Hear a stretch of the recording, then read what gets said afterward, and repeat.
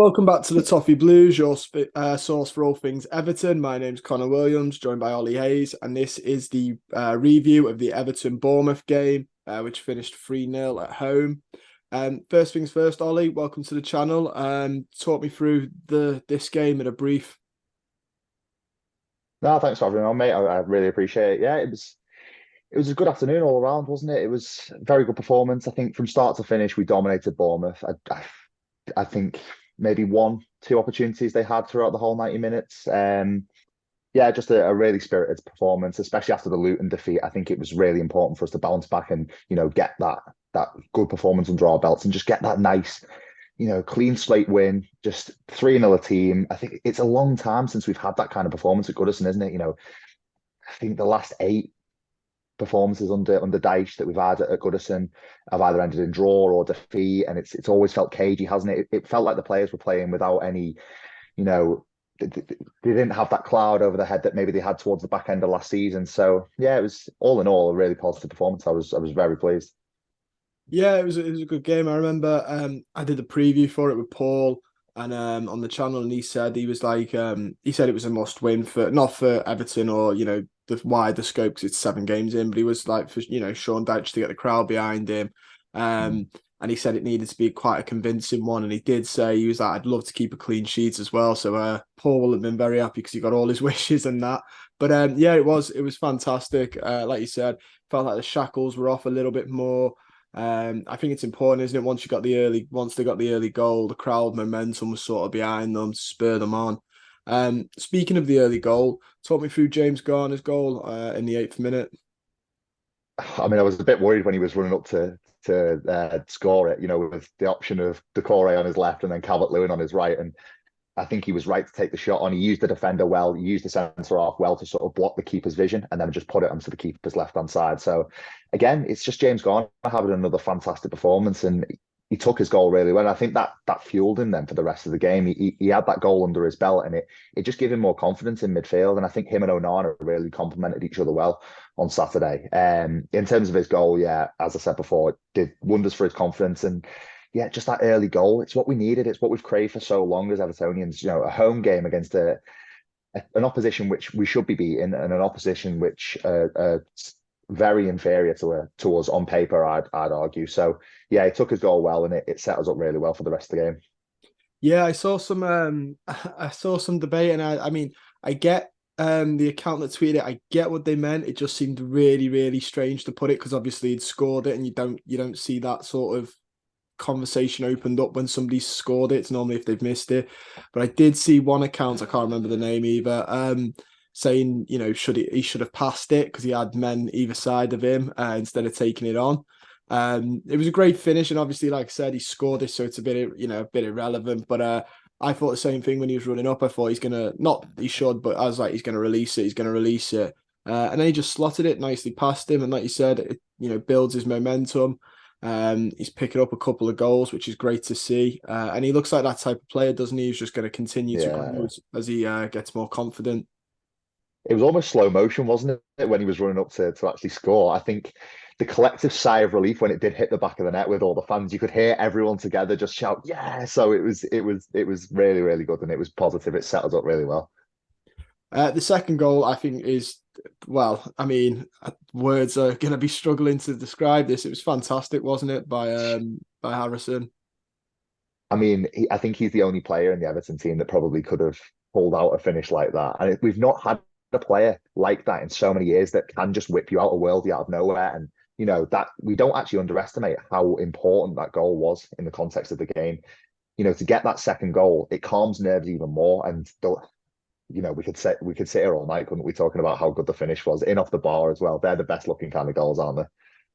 Yeah, and it was how nicely he'd struck it as well. Because obviously to come out to him, I think most people would have the urge to put your laces through it. But it's the fact he manages to hold off the power so he doesn't end up doing an Idrissa Gay and ballooning it over the bar. It's just, very, very well powered. It's fantastic. I did see somebody saying that apparently when he was at Leeds fans used to boast about that he's got like one of the best first touches they've ever seen. And there were a number of times in the game, and I thought he has got a really nice first touch. There were a couple of passes that went to him that were, either went through the air, so already hard to control, or cannoned in a little bit. And I was like, he's done really well there. He's another one though, isn't he? The more game time we see from him, the more he's continuing to impress. Absolutely. I think game by game, you look at the performance against Aston Villa in the Carabao Cup, and then when he came on against Luton, and then to starting against Bournemouth, I think week by week he's getting more and more fit, and he's learning more and more in this Dyche system to be, a fully fledged member of the team. And as you said there, each week he's getting better and he's learning more. And I can't see him not starting at Anfield in the Merseyside derby. I think he's earned his place already, and that's how good he has been in these last 3 games. Absolutely, and like you said, he's it's not just like that. That I think he should start. I think you're right, but it's the players that he's sort of keeping out the team as well. We got Danjuma, who is a good talent, but I think he might struggle to get in over McNeil and Harrison if he continues his form, which just again goes to show how fantastic of a signing Harrison could be on loan. So Yeah, very as you good. said there, I think the fact he's keeping Dan Juma out of the team is every credit to him, because Dan Juma is not a poor player. He's not a poor squad player. He's a fantastic option to have in there. So if he's keeping Dan Juma out of the team, I think it's every credit to him. He must be working hard and training, and we can see it because he's playing really well in these games. I completely agree, mate. And then the third one, the Corey, been on a fantastic goal scoring run. Last year he picked up a few. He's continued it. Um, he's scored a couple like this already this season. It's almost like poachers finishes, isn't it? The ball, Harrison is unlucky not to get a second because his header is blocked off the line by Kirkes. But the Corey's there, ready for it. And it's not the first time I've seen him picking up. It was normally from corners where he's like around the box, around the 6 yard box, and just manages to get the goals, is it? No, I think this is every credit to the Corey as well, because I think in the last 6 to 8 months, he's honed his game to be more available in the box and pick up on those scraps, like you say there. I think under Frank Lampard and under Ancelotti, he was always that midfielder that would run forward with the ball and then pass it onwards. And I know he wasn't really fancied under Frank Lampard. He didn't see much of the pitch at all. But I think that's every credit to him, because I think Sean Dyche has sort of made him become more aware of his positioning in the box. And he's all, as you say, he's always in that position. And this season, you look at the Sheffield United game, and obviously the game against Bournemouth on Saturday, he's always in that position there to finish it off. And I think, we've complained so many years, haven't we, that we've not been able to have goals from midfield. And now we've got three players chipping in with goals from midfield. It all just adds to your tally. And, come the end of the season, we'll have more than 40 points, I believe, especially with the goals that are coming from midfield. They're going to win you games. Yeah, exactly. I think there's no better sign than that, than obviously, last year was tough, and like the players we lose, Richarlison had about 10 goals a season in him from it. So when we lost him, Damari Gray had a couple. I don't think it was quite 10, but it was like, 8, I think it was. So you've like took 18 goals out the team. It all looked like it was going to be on Dominic Calvert-Lewin until we got Mm. Beto, who I know has only scored against Doncaster so far, but hopefully the more he gets integrated into the team, the more he'll chip in. But it's great that obviously the wingers can get a goal, Decore can get a goal from centre mid, Garner can get a goal. Like you said, we've always lacked goals unless they're coming from the striker, which Dominic Calvert-Lewin's had a tough 2 years. So it just seems like if we can keep him good and we can keep the midfield how it is, we should, fingers crossed, should be looking at a better sort of season. Hopefully safer a lot sooner. Yeah, just a little note on Beto as well. I thought he looked good when he came on Saturday. It'll come for him. I think, moving to a new league from Italy to England, we've seen it so many times with these strikers. You look at Catrone at Wolves, even Moise Kean when he came to Everton. It does take a while for these players to adapt. And I think Beto has the right skill set to adapt. I think he's that powerful striker, a strong runner. He's all over the place, isn't he? What he's doing with his limbs, I think only he knows. So I think it will come for him. I think he'll get to a point where he is challenging Dominic Calvert-Lewin. But as you said there, last season, I think Dominic Calvert-Lewin had that that mental weight on him that he had to be the player that would come back and save Everton. And I think now with the presence of Beto, it's almost like a weight lifted off his shoulders. He looks like he's playing with a little bit less pressure. And I think, if we can get Beto into that position where he is challenging for a first team spot, I think it only just helps us and it only improves Calvert-Lewin because it'll push him on to be a better player.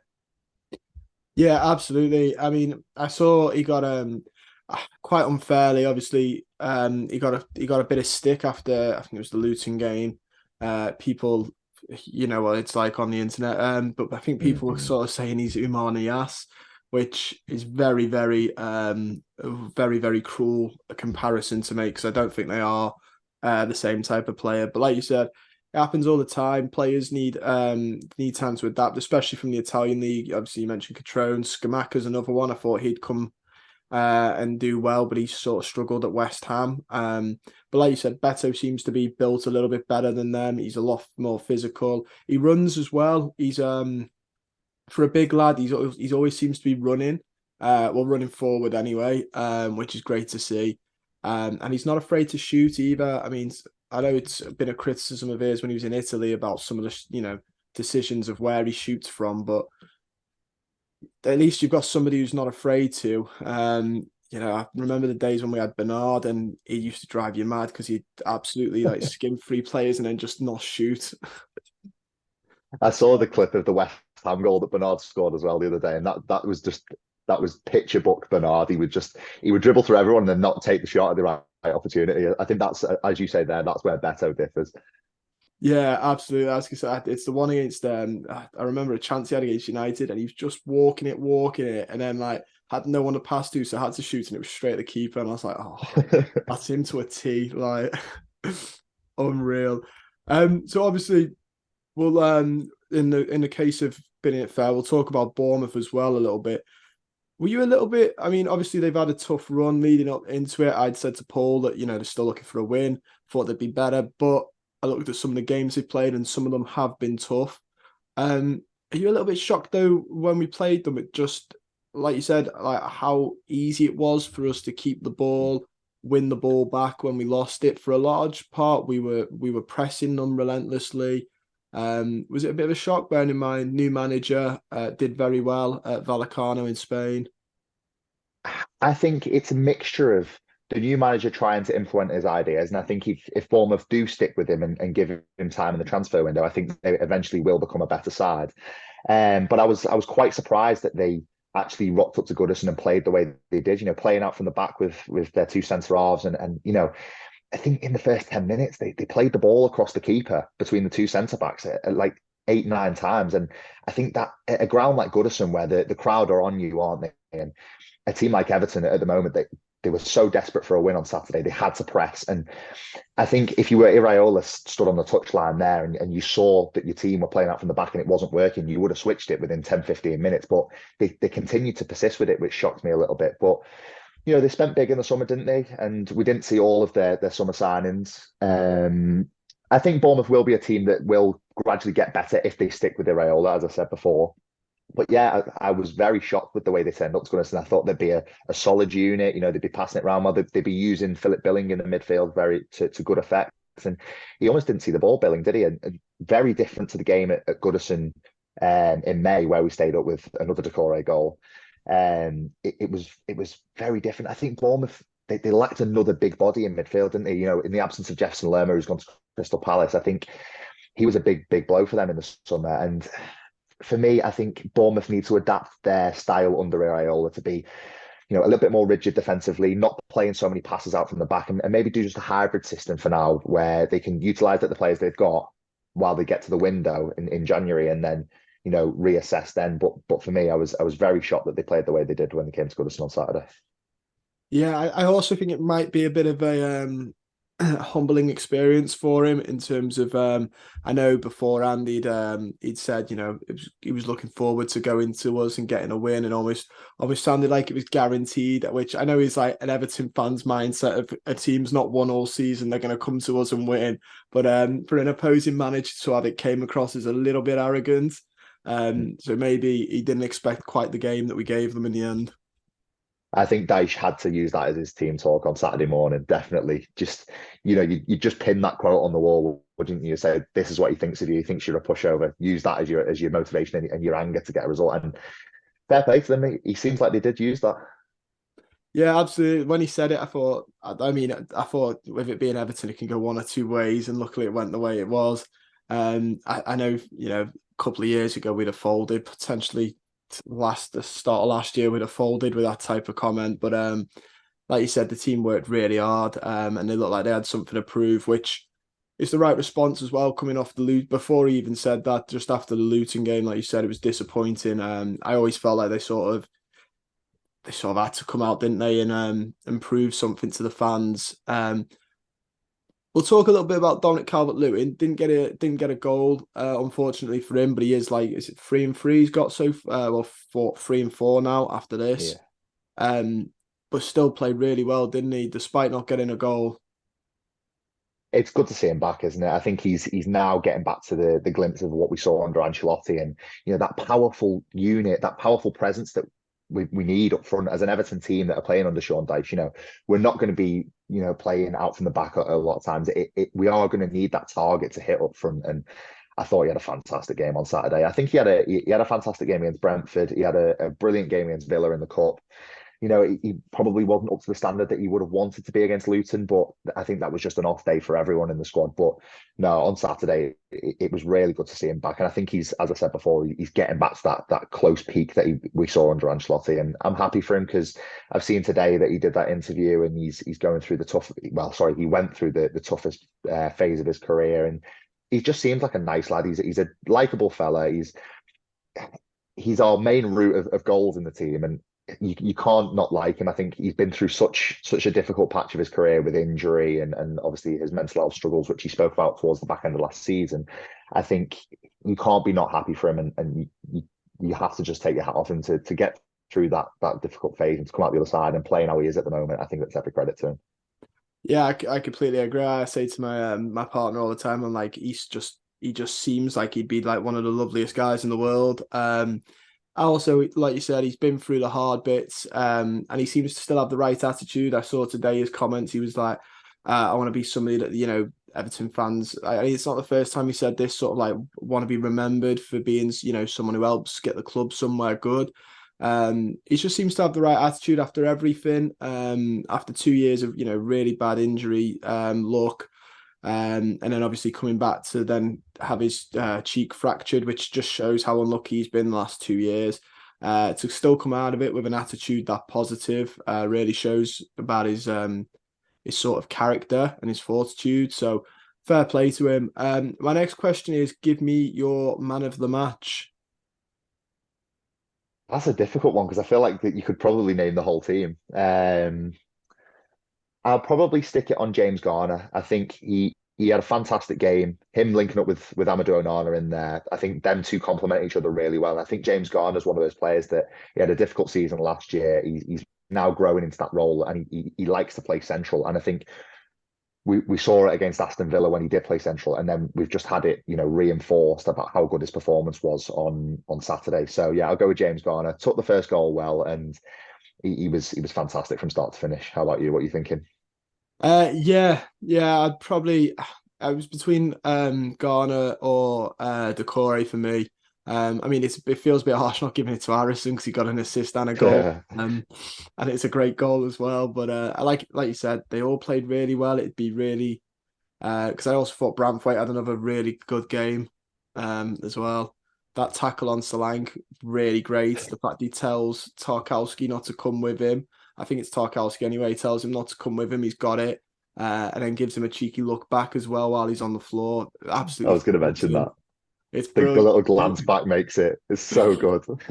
It's absolutely brilliant. No, but I'd probably have to say Decore. Speaking of the two midfielders, it's an interesting one.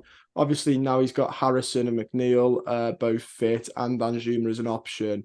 Do you think he's got to stick with the Onana and James Garner? I think the only reason he'd maybe change it is he likes Idrissa Gueye.